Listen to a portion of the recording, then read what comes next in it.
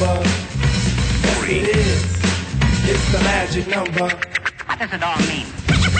Hello and welcome to Flintoff, Savage and the Ping Pong Guy. That's me, Matthew Syed. Some fascinating topics this week. Is sport becoming boring? The value of money and black box thinking. What can we learn from failure? Topic number one. Now, this is an intriguing one. This is yours, Fred. Oh. Are sports people becoming boring due to professionalism? What did you have in mind here? Well, when I first started playing sport and I first started watching it, you had sports and it had people in it where it was glamorised. Even snooker, it had some characters. It had your Kirk Stevens, your Alex Higgins, your big Bill Werbenex. Even Ray Reardon played his part in Cliff Thorburn. And you knew where you were with it. Well, I feel like back in the 80s here. Exactly. Cricket, even though the 80s weren't particularly good, people enjoyed watching your Bothams and your Gowers and your Lambs. You know, David Gower flying over the cricket ground in a plane while they're playing. Football, you know, you had your Kevin Keegans and these guys. Yeah. And where have these people... Superstars, remember Superstars? Yeah, but where's these people gone in sport? And I relate it to my career. When I started, cricket should not have been a professional game, but it was fun. Mm-hmm. And then through my career, I saw it change very slowly, where professionalism came in more and more and more, to the point I thought, it's getting a little bit boring, this. People they're held back, they're told what to say, they're told when to do it, what to do. Just let them go a little bit. What do you think, Rob? Yeah, I agree. It's a difficult one, though, because I think in modern day sport, you know, if you say anything wrong, you're going to be in massive trouble. Yeah. So I do understand to a point the cliched answers. But what's wrong? What is wrong? If you play a football match and you come off, I don't want some lad standing there going, well, it was a game of two halves and the gaffer's going to be mad with us afterwards. I don't know. It's a generic footballer. It's just a generic footballer. Generic. Yeah, the gaffer's going to have a word and it'll be a big week in training. Yeah. Got to take the positives. Yeah, but don't tell me on the positives. I remember England captain, I come off, we've got beat again. And I just want to say, do you know what? We're absolutely rubbish. We are rubbish. But no, I've got to drag the positives out of it. Oh, well, the positives today, it was a sunny day, wasn't it? It's like, no positives. Was the PR person for the England cricket team, would he talk to you or she talk to you before you did a press conference and say, avoid that issue, don't go on to that topic, and they would give you the sort of parameters of what your answers ought to be? You'd walk in and you've got your press man next to you. He's next to you, and then you have a chat as you walk in and he's saying, well, this fella from here, he's going to go at this, he's going to go at that. Don't engage in this one here. Right. If there's been a bit of a spit on the field or a spat, just dumb it down, don't build it up again, let it go. So you're told what to say. And even though I've been guilty of this, when I watch sport now, I'm tearing my hair out. Because I know what they're going to say, but I've done it. You know, and I truly believe a personal opinion is not wrong. But that personal opinion get you in massive trouble. Robbie, you get in massive trouble. So when I went from Birmingham to Blackburn, everybody knew I was going to go to Blackburn, and I said I wanted to be close to home. And to be fair, it was a small part of it. Mm-hmm. Yeah. But in the press conference after the game, I scored at Fulham. We won 3-2. I scored a great volley past Van der Sar. And I was brilliant. If you say so yourself. I was. I had a good game. Kicked the ball that time. I kicked the ball. And then after the game, world class. And after the game, in the interview, the question was, Robbie, speculation about you going to Blackburn Rovers. Can you tell us? I went, well, I'm a Birmingham player. Well, no, Robbie, you know, there's speculation with you going to Blackburn Rovers. I said, but at the minute I'm a Birmingham player. If I'd have come out and said, do you know what? Yeah, I want to leave. I've had enough of this club. I want more money. I want to be close to my parents. I want to go and play for my idol. If it didn't come off, what would have happened? Yeah, but I'm not saying every instance. There are instances like that where you've got to keep your cards a little bit close to your chest. Use a bit of nous, Robbie. I did. But I was professional. It was professional, but you didn't really commit, did you? I'm a Birmingham player. Yeah, correct. It's like, well, for a minute, he's off, innit? So even by saying that, you give an inclination. If you just said, you know what, this football club, Birmingham, they've been so good to me. I've touched the ball in a game today, and I've scored a goal. They've stuck with me all this time when I've not done very much. And now, I'm going to stay. I love this club. I was never going to stay, though. Well, exactly. Yeah. Did you ever get into trouble for saying something that the club thought was out of order? Yeah. I played Manchester United. We were playing for Birmingham at home. We drew the game 0-0. and I said something a bit derogatory towards Manchester United, but it was twisted. What was it? It was, I can't remember what it was, Fred. It was in a magazine. It was twisted. And then what happened was, obviously the magazine or the people had given it to the paper, back page of the paper on the Friday day before we played Manchester United was, Robbie Savage says X, Y and Z. And I remember Brucey called me up to the office and said, what on earth are you doing? You blah, blah, blah, blah. I said, Gaffer. You know, it was... There you go, Gaffer. I told you. Gaffer.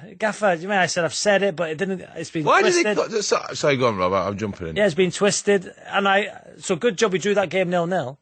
You were going to ask, why do they call... Why did they call... Everyone's a Gaffer. A Gaffer. Why is a Gaffer? I have no idea. Gaffer tape? Where's it come from? I don't know. Where's the word come from, Matthew? Gaffer. Isn't it something from a film set? Gaffer. Isn't that the name of a title of somebody? Well, you're the man who writes for the Times and does all big words. You should know what Gaffer is. Exactly, he's above this nonsense. Seriously, yeah. Isn't it? It just means boss, doesn't it? It is, but why? Boss. They call every manager Gaffer. Yeah. Why is that? I remember Sparky when first 4 months at Blackburn. I was calling him Sparky, and then he pulled me in and said, "You know, better start calling me Gaffer now." Yeah. But it was my mate though. Well, I got that when I was trained at Burnley. We Stan the man, Tennant. I was calling him Stan. Yeah. And then he pulled me to one side, and he says, in front of the lads, will you call me Gaffer? But you know, in terms of professionalism now, the world's changed. We don't want to go to social media, but if you're unprofessional now, will the rewards be there for you? Mm-hmm. If you're unprofessional, you won't be as good as you are in your career. Therefore, will the rewards be there for you? You can't go out and do the things that you used to, you know, because I've been in hotels and places around the world when I've seen some unbelievable things. I'm sure you have, a Fred, and it was very unprofessional at the time, but because of social media, it was never out there. Mm-hmm. In this day and age now, the press used to go to the hotels have a drink with you as well. Yeah. Now, because of the world we live in... They're after a story. But the other strand of professionalism is when you started playing football, you're in Wrexham on a field, it was fun, you could express yourself. Same with cricket. Professionalism, you have all of these new members of staff, psychologists and nutritionists who are telling you what to do. They deconstruct what a performance is about, they analyse it on video, and then you have to go out and perform. Does that take some of the fun and spontaneity out of sport? Well, I remember when I started, you get your team photograph and you got the team. And you have a coach and you have a manager. Yeah. And then I reckon if I go through the years, year on year, there's another one added on. You know, there's a dietitian, there's a mind man. Oh, there's someone to do the bags, there's someone to do the washing, there's someone to pick your nose and scratch your bum. There's all these people everywhere, and the photograph was getting bigger and bigger and bigger. Yeah. So this is for the England team. Yeah, I suppose on them grounds as well, but I put a bit of it down to camera phones. You're right. Camera phones, everyone's got a phone, everyone wants a photograph, everyone wants to take a picture where you are out and about. And I look at my career, and I was professional towards the end, but not particularly professional at the start, which is fine. And people often say, if you'd have trained like you do now or the end of your career at the start of your career, would you be a better player? And I don't know. And I don't care, to be honest, because I really enjoyed it. He's tired, he's just gone from Malta. Have another coffee, Fred. I'm not saying I really don't care. Can we get a cappuccino, Stan? No milk. I'm off the dairy. I really enjoyed the first part of my career, getting things wrong and learning from my mistakes. Yep. And I look back at now what I do as a job. If I'd have been so professional all the way through the career, I would not be doing the jobs I'm doing now. So it's twofold. Well, go on, Rob, you want to say No, go on. I was going to say, who's the most professional person you've worked with? In terms of... Mine's Craig Bellamy. Wow, really? That'll shock people. Got to say, friend of mine, and you can say what you want about Craig Bellamy, on the field and training, the most professional person I've ever worked with. One of the best out of every teammate. I remember he used to have an oxygen tent he used to sleep in, you know, for his injuries. Wow. He took it to the extreme. Yep. In training, he'd be hammering everybody, not because being nasty, because he wanted the best out of every single player. Training had to be right, everything had to be done. Most professional player, Craig Bellamy. But doesn't that show you can be professional and a character at the same time? And he's a character. Bellamy was an incredible character. He's somebody that will say what he thinks. Controversial. Was he any good? Yeah, what? Was he any good? Yeah, Craig Bellamy was. Seriously? Yeah, really good. He played for Liverpool, Manchester City, Blackburn, Newcastle, Wales. He got around the traps, didn't he? Yeah, he's fantastic. What, Coventry City. Very good player. Professionalism has made the spectacle on the field of play less interesting. Well, I think about it, and you dissect everything, don't you? Yeah. Like, everyone's got a plan, and everyone's working towards something. And I think football sometimes... I heard, right, this is unbelievable. I heard, really, listen to this, Rob. Phil Neville called the Premier League boring. So if that's Phil Neville saying that, it's got to be boring because he needs to sharpen up a bit.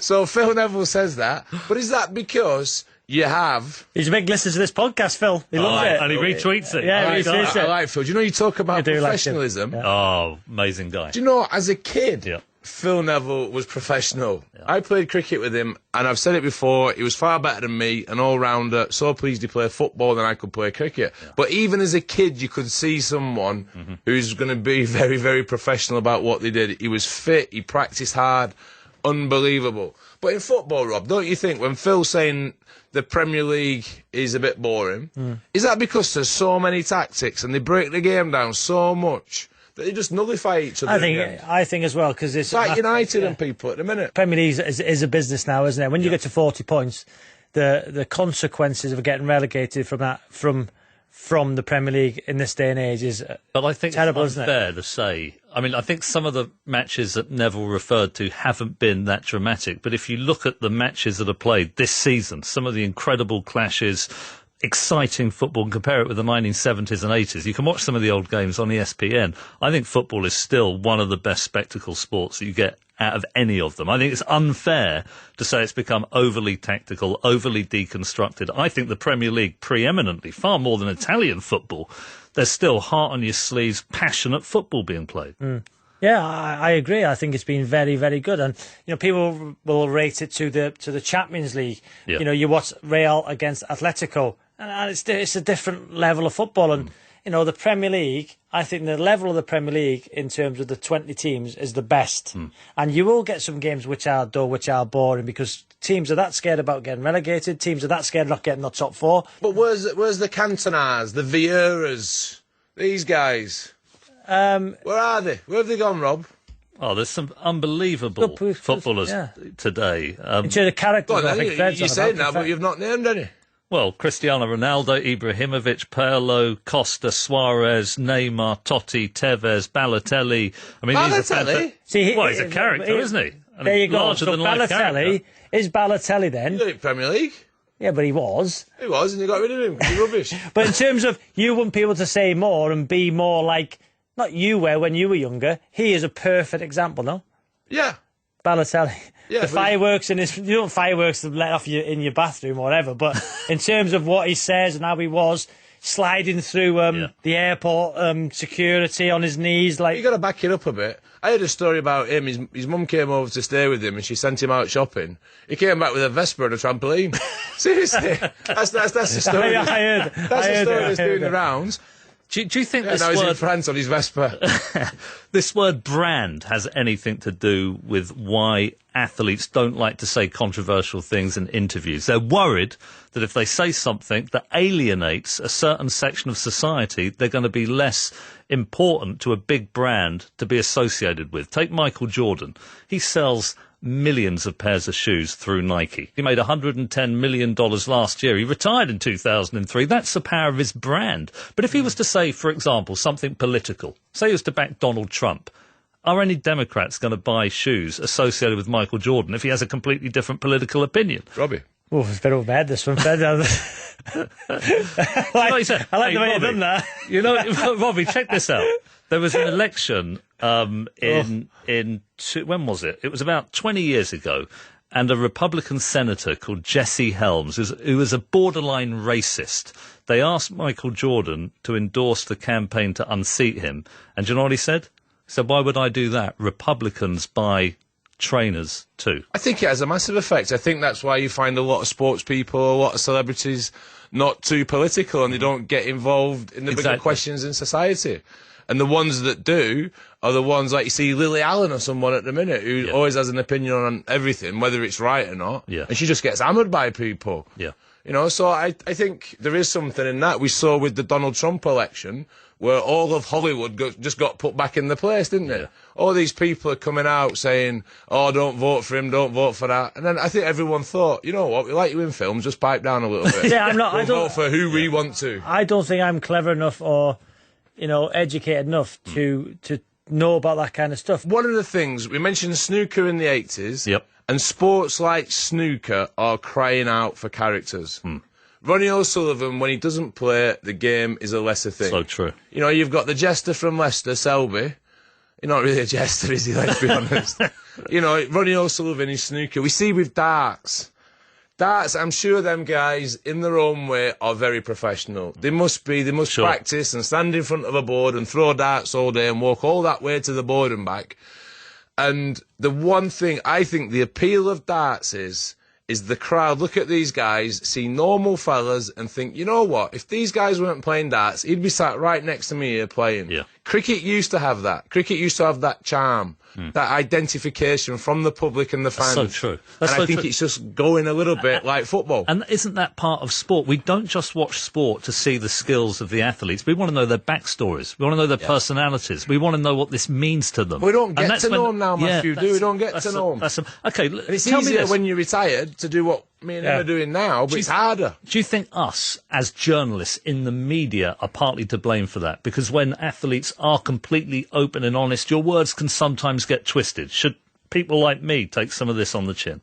It's not so much twisted. I think it's more having a trust. Yeah. You see, they used to, with the cricket, you used to have a drinks reception with the journalists and you got to know people. Even during your career? Yeah, and you got like a rapport with certain people. But then to me, journalism started changing a little bit. I don't know whether it was the internet age, but everyone's after the next story. Everyone's after a bigger or better story than someone else.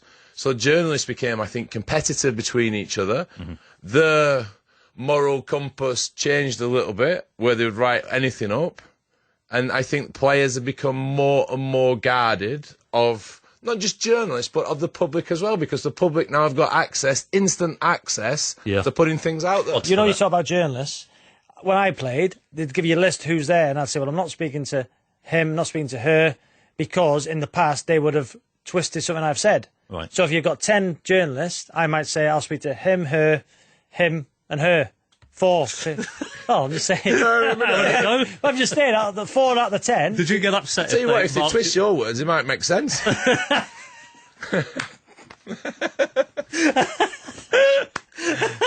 You're tired. Who's tired Are you now? tired? Who's tired Are you now? tired? Get out of here, Seriously, Rob. get me a coffee stand. Hey, I'm the one who's gone to Malta. You've got the tan. You've got the tan. You in the mood? You in the mood? You're still Guys. using that new cream? That new tanning cream? but I think- What's it called, that new tanning cream you It's use? good. So you put your moisturiser in your hands, rub it, your moisturiser in, and you put 2 pipettes, drop 2 pipettes things in it. What? You know the Oh, pipette? stop twisting his words. Yeah, you got a pipette. You suck out the droplets and then squeeze them into your moisturiser. This is riveting, Yeah, this and then one. rub it on This your is face. terrific. It's brilliant. It's one step and you don't get forward. any stains on your hands. This One podcast step does forward, everything. 2 steps back with Robin. no stains. Everyone was loving him last week, and now someone's just pulled the carpet from under his feet. Back to square one, Rob. I hope the next topic's deep. No, be honest, look. I've got no. You are totally stitching You're him up, in the mate. mood today, you are, This is Andrew. brilliant. You're in the Okay, mood today. Just one I'm question. enjoying myself. I'm back with my friends. Yes, you are. Yes, you I didn't are. realise that since I've been away, you've got all tetchy. I mean, right, Rob, since I've got away, you've changed. What's wrong with you? All of a sudden, you're taking yourself very seriously again. Thought we got rid of that. Can we just finish with one quick question? So I've been a victim as a journalist. You go into a room with a sports person, they've got a PR advisor next to them, you ask them any interesting question, they shut it down. You can't talk about that, we don't want to discuss that. Particularly with very famous sports people like Tiger Woods or Cristiano Ronaldo. So the question I wanted to ask is if you could take away the mask and pierce through the armour and find out what a sports person is really like, spend an hour with them, find out what motivates them, what inspires them, what their insecurities are. I mean, for me, it would be Tiger Woods for sure. I think there's been a real mask there. He's got massive commercial endorsements. I'd love to hear what's really going on in his head, why he fell apart, how he feels about his infidelity, the whole works. I think that would be a fascinating interview if you could really get him to speak openly. What about you guys? Go on, Rob. Zlatan Ibrahimovic. Because you see him, his longevity, Yep. winning trophies in every country. You know, he's just had a serious knee injury now. Yeah. And again, you know, I read somewhere that they're going to send him for tests because his knee was that strong and that good. He's a freak because he's that powerful. I don't know how true it was. I'm sure I read it in a newspaper. But what kept him going for so long at the top. Coming to Manchester United when everybody wrote him off to score 28 goals this season. Then his wages were in the paper the other day. What's something like 367 grand a week because he was on a free transfer. But I tell you what, 28 goals return at a club like Manchester United, all the pressure on him. I think he's earned that this year. And people might disagree with that, but it was a free transfer. Yeah. It was a free transfer, and the going rate for somebody who would score 28 goals in the Premier League this season, you're talking about 300 grand a week. People go to China. There's people who go to the new Chinese Super League for 500-600 grand a week. I think that's a great shout. And I think he grew up in an immigrant ghetto in a small Swedish city. I think it might have been Malmo. He stole bicycles and he had a real delinquent past, and then he managed to channel his passion and his ability towards. I think that's a great. And you never hear about the stories about him and all this. He seems like a real family man. Yeah. The way he holds himself. He thinks he's the great. You listen to him talk. He thinks he's the greatest. He's fantastic. I'd love to. I once spent an hour with him in Sweden across a table, and I asked him something like, who do you most admire in the whole world? And he said, "This is the last time." Good man. Because he came to view our house. Oh, what? Did he? Well, when he came over, I was trying to get rid of the house. I thought, when these footballers come in, we can get a price. I didn't really. But his missus came round to view the house with his two boys. Swedish woman, right? And the missus came round, and the missus said she was one of the loveliest women she's ever met. The two boys were playing with my kids. And she said, look, we don't want to buy, though, we want to rent. And we look after it. They took her shoes off at the door, like we do. Yeah. And then she was saying, look, we don't drink, we don't smoke, we don't go out, we don't do very much. And I thought about it afterwards. I know Zlatan comes out with all these big statements, but you've never ever seen anything. You've never seen him coming out of a nightclub. You've never seen him. He's a professional, that lad. The deal broke down at 40 grand a month, Matthew. All right, Fred, who's livening up now? Straight back at you. All right, Fred. All right, give me coffee. Go on, so what about you? If you had to, well, Matthew, it's never going to happen. It would never, ever happen. But the one person I would speak to is Desmond Douglas. I would say, Desmond Douglas, you fantastic table tennis player, how did you feel when Matthew Syed tried to cheat you? Oh, gosh, yeah. Final of the Nationals, 98. Do you know who I'd go with? I would go with Lance Armstrong. Brilliant. Lance Armstrong, for the obvious. I just don't understand. I can't get my head round a person who he gets accused on a daily basis of cheating. He sets up foundations. He comes across as holier than thou. He's dating Sheryl Crow. He's doing everything, all this good stuff. But underneath it all, he's taking out, isn't he? Just to try and pedal a little bit faster. Living a lie. Oh, unbelievable. But do you know the one thing which, I don't know if I should commend him for this or hate him for this, is the fact that, do you know, you talk about sports people being single-minded and a sheer desire to win. He epitomises that, doesn't he? Let's be honest. He'd hope to win him. But turns out I've won the same amount of Tour de France's as him now. Exactly. It's probably worth saying that you could have somebody like Armstrong who's prepared to break the rules in his single-minded quest to win the Tour de France. We have someone like Federer, who for me is a great athlete, but never compromise his values. You can have great values and single-mindedness. Armstrong had single-mindedness and terrible values, but that would be an incredible conversation. Matthew? I'd go for Woods. Tiger Woods. Keep up, Rob. I'm the one who's tired. He's already told us. This is Flintoff, Savage and the Ping Pong Guy. On digital, online, smartphone and tablet. This is BBC 5 Live. With the BBC News on 5 Live, I'm Alison Hughes. The Iraqi Prime Minister has travelled to Mosul to announce what he calls the full liberation of the city. It had been occupied by the Islamic State group since 2014. 3 people have died in a 5-car crash on the A38 in Cornwall.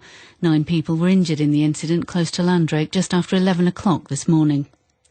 The Lake District has been declared a UNESCO World Heritage Site. The committee praised its beauty and the way it had inspired artists, adding that conservation efforts should be stepped up. And Labour says the quantity of drugs being smuggled into prisons in England and Wales is a result of drastic government cuts. 225 kilos were confiscated last year. The Justice Secretary says he's taking action. Those are the news headlines. Now with the sports, here's Don Busby. England have taken a 1-0 lead in their Test series against South Africa after a 211-run win at the first Test at Lord's. Johnny Bairstow made 50 and Moeen Ali was named man of the match, having taken 6 for 53 to bowl the tourists out for 119. Here's the England captain, Joe Root, on winning his first match as skipper. It's a nice start, definitely. We've been very good throughout the 4 days. Thought the way Johnny and Woody took them on towards the back end of our innings was exceptional, but I think a lot of credit has to go to the top 3 for the way that they played last night. They made that wicket look a lot easier than it actually was, and that proved with how the spinners came into the game today. England's women have also won today, beating Australia by 3 runs in a thrilling World Cup match at Bristol. The victory is England's first over Australia at a World Cup in 24 years and puts them in a strong position to qualify for the semi-finals as they sit top of the points table. Well, Catherine Brunt produced a player of the match performance, scoring 45 not out and taking 2 wickets. It's massive for us. We really want to, always perform well against the big teams. And for us, it's been a slow start, especially with India. There's a lot of things to put right, and it's been, one learning curve after another. And we hope to keep that momentum going now. In the T20 Blast, there were wins for Glamorgan, Surrey, Leicester, Northants and Kent. Wayne Rooney has re-signed for Everton on a free transfer from Manchester United, 13 years after he left the club. Meanwhile, Chelsea have signed the German defender Antonio Rudiger from Roma on a 5-year contract. Sebastian Vettel has extended his lead over Lewis Hamilton in the Formula One Drivers' Championship to 20 points after the Ferrari driver finished second at the Austrian Grand Prix. The race was won by Valtteri Bottas, with his teammate Lewis Hamilton a disconsolate 4th. I mean, it's not going great at the moment, but, there's a long way to go. There's still so many races, so, yeah, we're falling further behind this weekend. Every step ahead, it's like 5 places back. So, just got to keep battling and hope that it gets better. I won't give up. Chris Froome has retained the leader's yellow jersey after finishing 3rd in today's 9th stage of the Tour de France. He managed to avoid trouble on a day when his Team Sky teammate Geraint Thomas and the potential winner Richie Porte both crashed out. Rigoberto Urán won today's stage. Now, there were some encouraging performances by British athletes ahead of the World Championships at today's anniversary games. Mo Farah was a comfortable winner of the 3,000 metres, and he feels he knows better than anyone how to prepare for his final track meeting. I just got to stay focused next 3 weeks. Just tunnel, head down, phone off, just focus on the race, and that's what I enjoy is mostly racing, representing my country, and do what I do love, not other stuff. Elsewhere, CJ Uja won the 100 metres in 10.02 seconds, and an emotional David Weir won his final ever track race, the T54 800 metres, whilst Laura Muir was second in the mile. The Spaniard John Rahm has won the Irish Open golf by 6 shots ahead of Scotland's Richie Ramsey and the Englishman Matthew Southgate. And Leeds have moved above Salford into second place in the Super League table with a 50 points to 24 victory. This is BBC 5 Live on digital, online, smartphone and tablet. Quite a busy evening on the roads in Greater Manchester on the M60 anti-clockwise. A section is closed and there's stationary traffic there due to accident investigation work. That's between junction 27 at Portwood Roundabout and junction 25. That's causing a lot of congestion in the area. All traffic was held earlier. Traffic that was stuck between junction 27 and 26 is now being released and the air ambulance has now left the scene. In the West Midlands on the M42 northbound, 1 lane's closed, slow traffic there due to an accident at junction 7 for the M6. In Warwickshire on the M40 southbound, very slow traffic due to an accident which has now been moved to the hard shoulder. That was at junction 12 for Gaydon, congestion to junction 13. In Hertfordshire on the A1M southbound, 1 section's closed, traffic's queuing there due to an accident involving a car and a motorbike. That was from junction 4 at the Hertford turn-off and Welwyn Garden City to junction 2 at Welham Green. In Cambridgeshire on the M11 southbound, queuing traffic there due to an earlier police incident at junction 10, Duxford. Congestion to junction 9 for Saffron Walden. All lanes have been reopened. And in Kent on the M25 anti-clockwise, long delays there due to an earlier accident involving several cars. That was at junction 2, the Darrenth interchange, congestion to junction 4 at Orpington. Alison Hughes, 5 Live Travel. Get more from BBC 5 Live with 5 Live podcasts. More news. People talk about soft and hard Brexit. I sort of think of it, what we're expecting to get is sort of creme brulee Brexit. Peels back that extra layer that you don't get on the TV news. more sport. When people talk about exciting fighters, he's at the top of every list. What we've got now is a load of guys who don't really represent the best of the best. More 5 Live. It has real pain, real heart, and I was really impressed by how much I found it affecting and touching and moving. Download at bbc.co.uk/5 Live or using your usual podcast app. Get more from BBC 5 Live. This is Flintoff, Savage and the Ping Pong Guy. Next topic, the value of money. How did you guys handle it when you started earning big cash from cricket and football? What were your best and worst purchases? Did you get any help in trying to shepherd your money and to invest for the future? What was it like? Robbie, this is your topic. Like you pointed out, I am tired. I'm just going to nod off for 10 minutes here because Robbie's going to fill this segment. Hey? Well, I mean, Robbie. So basically, Matthew, I was on £150 a week accrue. Used to borrow money off my mum to take my girlfriend, who is now my wife, out.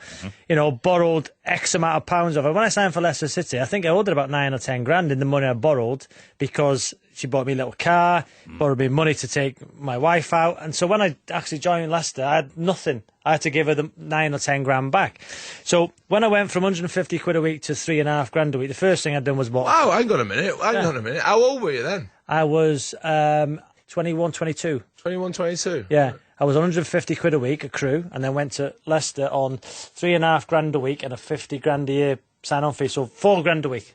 Wow. When I was 4, and it's like, Fred, it was like, I can't explain it. It was bizarre. Like you're borrowing money off your mum 1 minute, like to get some jeans or on a new shirt, and then you're on £4,000 a week. And I remember I had a little Fiesta, and I crashed it, and I thought, what can I buy?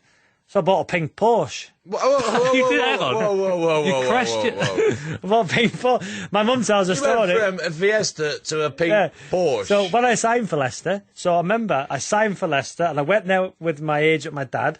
Anyway, on the way home, I went past this garage. And you saw a pink Porsche? So my mum tells a story. She said, this lad... I didn't know they made them. Yeah, this lad drives me mad. He said, he left our little house in Wrexham in a white Fiesta. He turned up in a bloody pink Porsche 4 hours later. Why did you get a pink one? No idea. It was there. Bright pink. It was like purpley pink.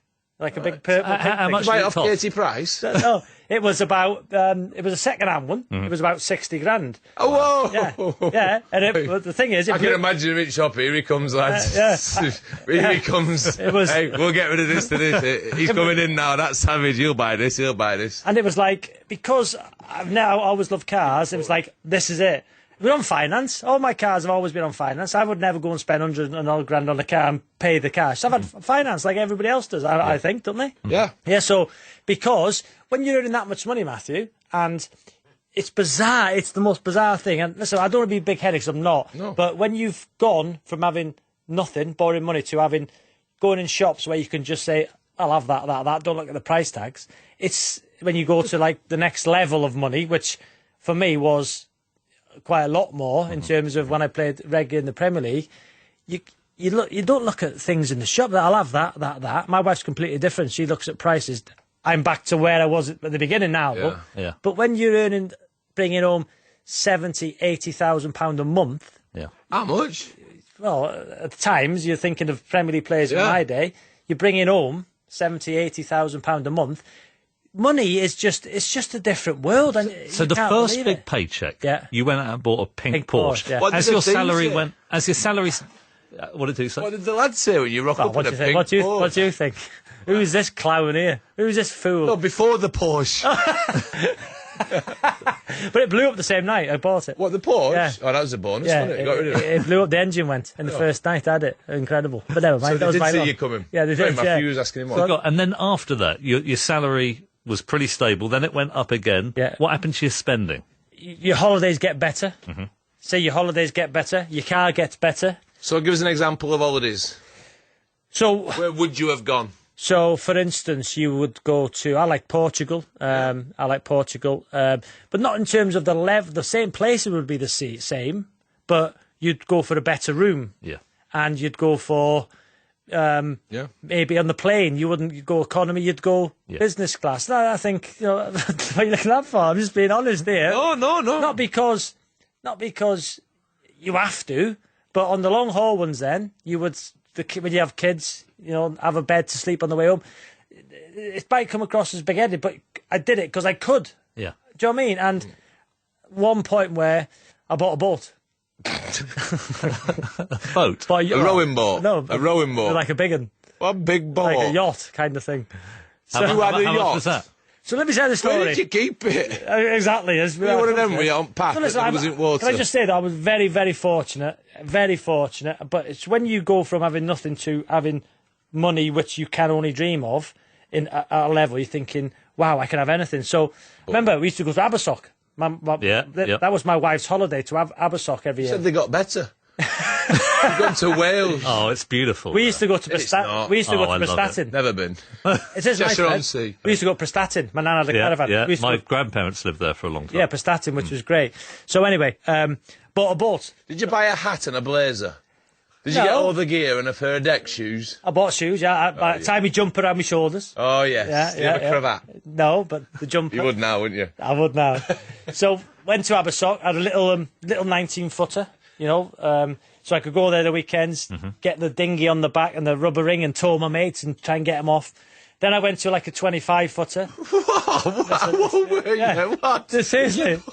Seriously, it was bizarre. It's a bizarre story, isn't it? Then I went to a 35-footer, and the money kept going up. And because with boats, you can't stop. 35 foot? You can't stop. You can't. What do you mean you can't? You can't. You get addicted. You shouldn't start. You can't. Are you one of them looking at everyone's boat in Marina thinking, I want a bigger one? Yeah, you do. You feel. I want a bigger one than Bob next to me. He sells carpets. You park it, and there's you're looking at next to you, and I was always the smallest boat in between two massive. Oh, that'd have killed you. Yeah, that would have killed you. I can imagine you sat on the back of your little boat having a brew in the morning, looking at the big boat next to you. I'd have been, Sarah, we're getting a bigger boat. We're going to get a bigger boat, Sarah. So do you know what I'd done? I went on a course in Abersock, and I'd got my licence to drive, or steer, whatever the word is, 70-foot boats.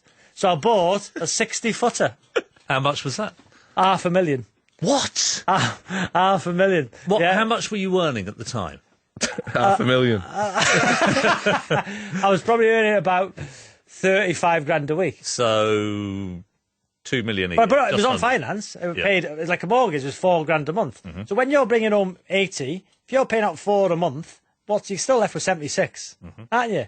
So it's you are, Robbie. Yeah, well done. Yeah, but so you don't really know it's there. You're just thinking, I'll buy that boat on finance. What did your wife say to that? Fred knows my wife. She was like, not having it at all. What you doing, you fool. Save for our future, blah, blah. I said, live for today. I was one of those when I played for Hull. Live for today. Live for now. Can't pay Listen, I had the white Fiesta. Live in the moment, Sarah. We need a boat. I had the white Fiesta with white wheel trims, with cloth seats. 900 quid's worth. 1.1. It would only go 60 mile an hour. And when you could have a £500,000 boat for... I'm going for I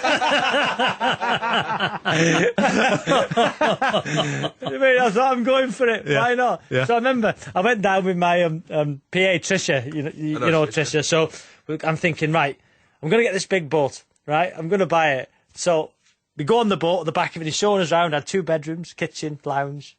An awning. What? Awning. A horn? An awning. An awning. Oh, an awning. An awning, which come out the back so you can have your breakfast on in the morning. So anyway, I'm buying it. So it was £500,000. And in the car on the way home, right, we stopped at the services, and I was thinking, what have I done? What have I done? So I'm sitting there in my car, and I said to Tricia, Trish, what have I done? Can I afford it? Can I afford it? And she looked at me, and she went, you're sitting in your Bentley with the roof down. You're asking me if you can afford an £500,000 boat. And this was my life. I couldn't believe it. I've got an £500,000 boat sitting in my Bentley convertible thinking, can I afford it? Because things like that don't happen to me. Well, they do. I mean, but they did, but I still don't believe they did. Fred, did you have any extravagant purchase that you look back on and think, what the hell was I doing? Not in that, not on that level at all. At all. I remember I bought my first house in Preston, a little house. I was proud of my house. And I bought a flat in Manchester, a nice 3-bedroom flat in Castlefield. Because I went from 2.5 grand a year on my first Lancashire contract. That was what I got, £2,500 a year. And then you work up through the ranks. So it was £2,500 a year. Then you play a lot for the second team, get your second team cap, or play with the first team. You go up to £16,500 a year. And then you go to the top wage of £28,000 a year. So it was all pretty much staged, but I thought that was a lot of money. Yeah. But then when I started playing for England at 20, I got one of them central contracts. I was probably getting 50, 60, 70 grand a year, a few endorsements, bumping it up a little bit. And I bought a house. I bought an house for a few bob, and I got 2 cars. I had a BMW X5. Did you? Yeah. I had a little Porsche Boxster that I didn't really... The Boxster, you? Oh! You know what I did? You know what I did was, I was in Pakistan on tour, and I bought it on the internet. Yeah. Well, not really. It wasn't really the internet then. I bought it from somewhere in Somerset from a dealership. I can't imagine you driving the plus size of you. Oh, I could steal with me. The Antil mob. Oh, What was that it seemed a good idea at the time. So we had the house, had the 2 cars, and I was earning a bit of money, but I wasn't very good with money. And it's a simple equation. If you're spending more than what's coming in, you're struggling. And you were doing that? I was a little bit, yeah, because I'd go out and I wouldn't care. Like, some things I was really tight on, like clothes. I'd have a certain level. And you still are. Oh, hey! All right, Giorgio. So I'd have a certain level, and I appreciate what something costs, and I wouldn't go above it. But if I went out, I used to not care. Yeah. So I used to spend, and I didn't really take the tax man into account neither. Yep. So you go out, and then it came to a point where I was in a relationship, it all ended, getting rid of the house, getting rid of the cars, couldn't pay me tax bill, so I had to sell everything. I was brassic. So I borrowed money off Chubby Chandler, who was looking after me at the time, to pay me tax bill, and then started again. And after that, I started realising more the value of money. But I've never been particularly good with it, because although I don't care, I don't care, I really don't. So I've never really done stuff for money, apart from the jungle and a couple of things. But when I played cricket, I just wanted to play for Lancashire and England. I played in the IPL, I didn't like it, because I didn't want to play for Chennai. But your income in your 20s, it went up steadily, incrementally, didn't it? Really. To an extent. It didn't. It went up steadily. And then the worst thing was, like, say you bought a house, and I've moved a lot. You buy a house, and then all of a sudden, you start earning more money, and you think, you know what, I want a bigger house. And then you get into this rat race of doing that. Well, now I've gone the other way. I want a smaller house now. I want to downsize. Not that we live in a massive household, but we just know what I need. All right, Rob, pipe down, son, pipe down. But yeah, But psychologically, Guy, I think a lot of people will be listening in and thinking, you know what, it must be surreal to go from a low wage, an average wage, suddenly in Rob's case he's earning £2-3 million a year. No, it wasn't that, never that much. But if you're earning 40 grand a week, that's £2 million a year. Yeah. So that's still... Remember you're taxed on it, though. Yeah, okay, gross. Yeah. Okay, so you're earning 50% tax, which it probably was back then, over $1 million a year. That's 20 grand a week net. Surreal is the word. Surreal, because, you know, most of us come from nothing. We come from nothing, and when money is like incomprehensible amounts when it goes into your bank account at the end of every month. It's like, oh my God, what do you mean? What for doing what you love doing? Yeah. It's incredible. Did you get any training, any help, any assistance, any guidance on what to do with that amount of money? Because it doesn't last forever. Most sports people, they get to the end of their career and they have this very sharp rise in income and then they fall off the edge of a cliff. Did you get any advice on how to shepherd and marshal your money so you'd be protected, you and your families, after you retire? I think that happens. Well, I don't know about football, but in cricket, because if you're a county cricketer, a good county cricketer, your wages are probably somewhere from 25 a year to 100 grand a year for the very top ones. And whilst you're earning that, you think this is brilliant.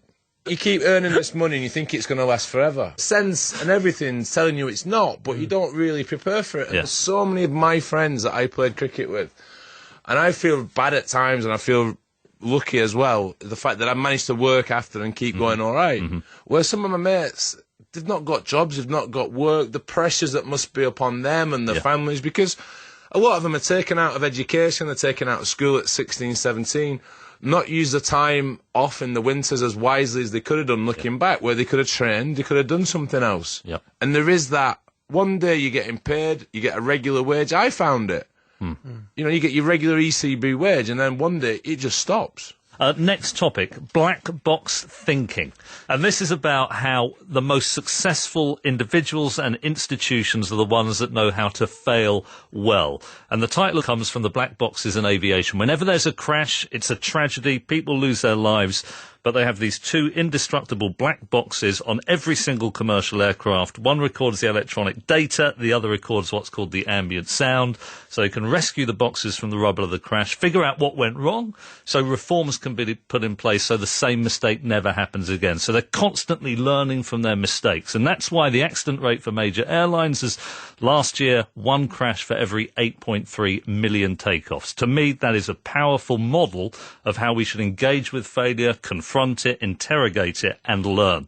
So you look at great sports people, they fail. We all fail in life. It's an inevitability. The question is, do we learn from it? Have we got the resilience to deal with it? Or do we give up or try and pretend it didn't happen? And you look at Michael Jordan, David Beckham, great footballers, great cricketers, they all knew how to fail well. And that, I think, is I could fail well, don't worry about that, Matthew. Do not worry about that. The problem is I can't always remember my failures. So what was something that went terribly wrong in your career? What did you learn, and how did you adapt? I think with the manager, Martin O'Neill, on one occasion, I learned never to get too close or try and be the manager's mate. I think that was the big one. He signed me. He's a legend, still friends with him now. I remember I got really close to him. Well, I thought I did. And it was on one occasion, first game of the season, Fred, Old Trafford, 2-2. We drew with Manchester United. We were 2-0 up. And the 89th minute, I'd done a pass back the goalkeeper. It was a bad back pass. Anyway, it resulted in, I think it was Andy Cole or Dwight York going through, getting a corner. From that corner, they scored. And then I gave away the free kick in the 95th minute, 5 minutes in injury time. Beckham scored from the free kick. So I'm in the change room. You know, I was in tears thinking, oh my... But I played out okay.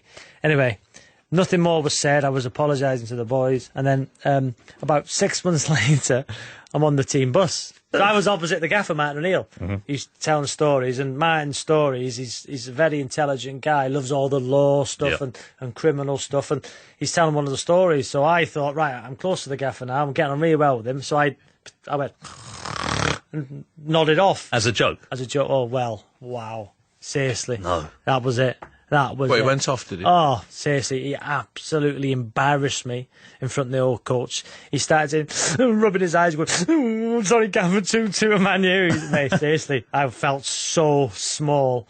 And that was my lesson. Wow. Never, ever, ever think you're great mates or good mates with the manager, because he is the boss. And from that day on... He's the gaffer. The gaffer.